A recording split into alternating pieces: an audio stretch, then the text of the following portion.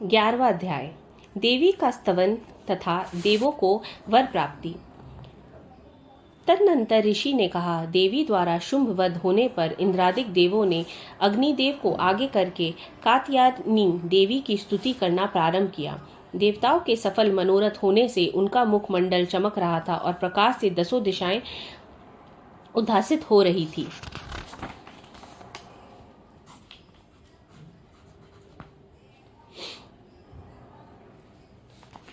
इसके बाद देवताओं ने कहा, शरणागत की पीड़ा विनाशिनी देवी, आप हमारे ऊपर प्रसन्न होइए। संपूर्ण विश्व की जननी प्रसन्न हो।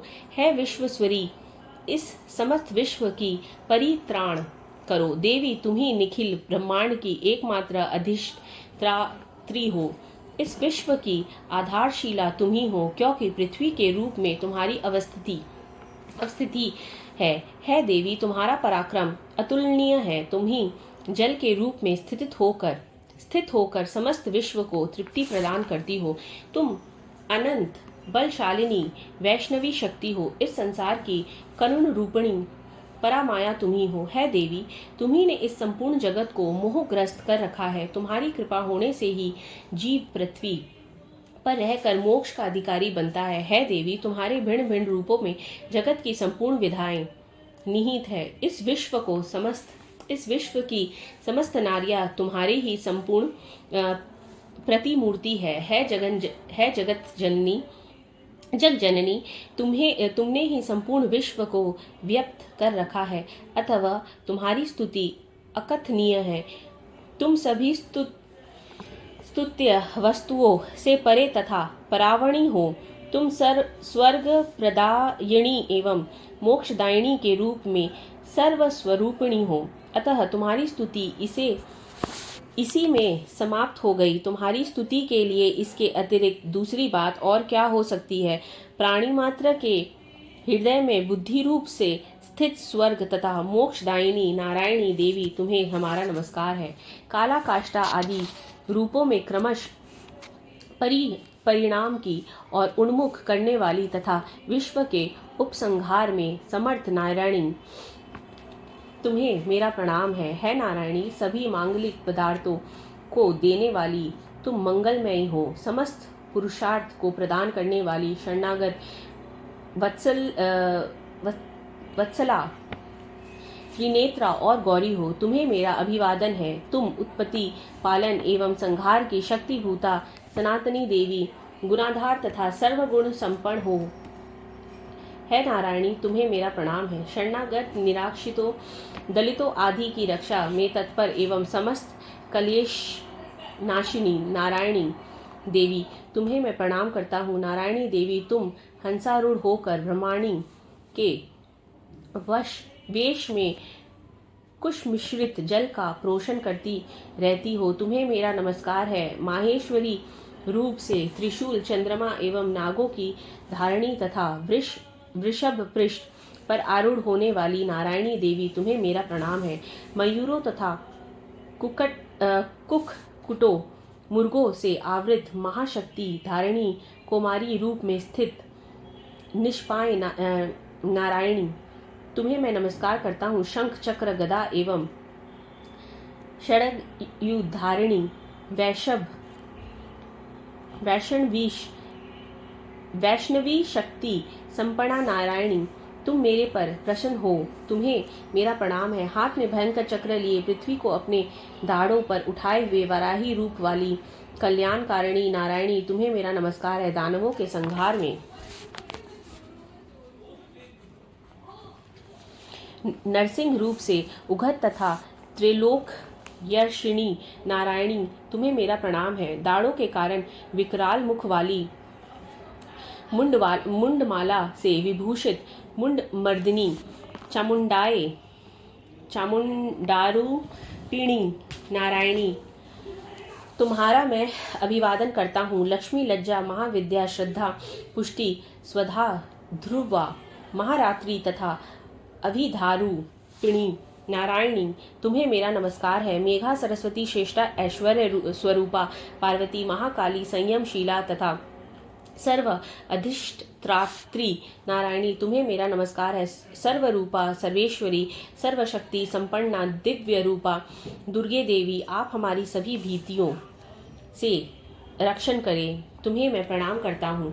है कल्याण, है कात्यायनी, त्रिनेत्रों से सुशोभित तुम्हारा सौम्य मुखमंडल संपूर्ण भयों से मेरा त्राण करे, तुम्हें मेरा नमस्कार है। भद्रकाली ज्वालाओं की लपट से प्रज्वलित अत्यंत भीषण एवं संपूर्ण दानवों का संहारक तुम्हारा त्रिशूल हमारी रक्षा में समर्थ हो, तुम्हें मेरा प्रणाम है। जिसकी ध्वनि संपूर्ण विश्व में व्याप्त होकर दानवों को श्रीहत कर देती है, तुम्हारा घंटा हम लोगों का समस्त पापों से उसी प्रकार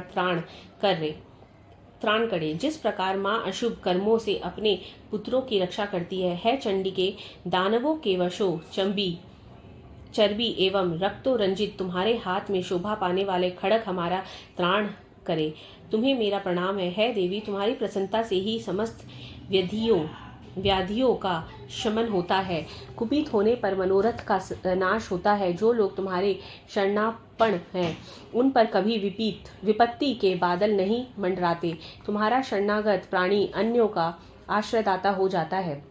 देवी अंबिके, तुम्हें अपने स्वरूप को विभिन्न भागों में विभीत करके इन विधर्मी दैत्यों का वध किया है, तुम्हारे अतिरिक्त दूसरा इस प्रकार कौन कर सकता है।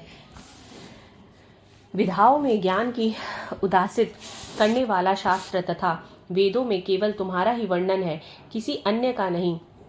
अज्ञान रूपी अंधकार वृत्त से ममता रूपी गर्त में इस विश्व को भ्रमित करने वाली तुम्हारी शक्ति से अतिरिक्त कोई अन्य नहीं है। जहाँ पर राक्षस भयानक विषधर सर्य शत्रु और लुटेरों का गिरोह एवं दावगण को हो, वहाँ तथा समुद्र के मध्य के साथ रहकर तुम सतत ही विश्व का कल्याण करती रहती हो। है विश्व स्वरी, तुम विश्व की पालनकर्त्री, विश्व रूपा और संपूर्ण विश्व की धार्यत्री हो। तुम भगवान विश्वेश्वर के लिए भी स्तुत्य हो।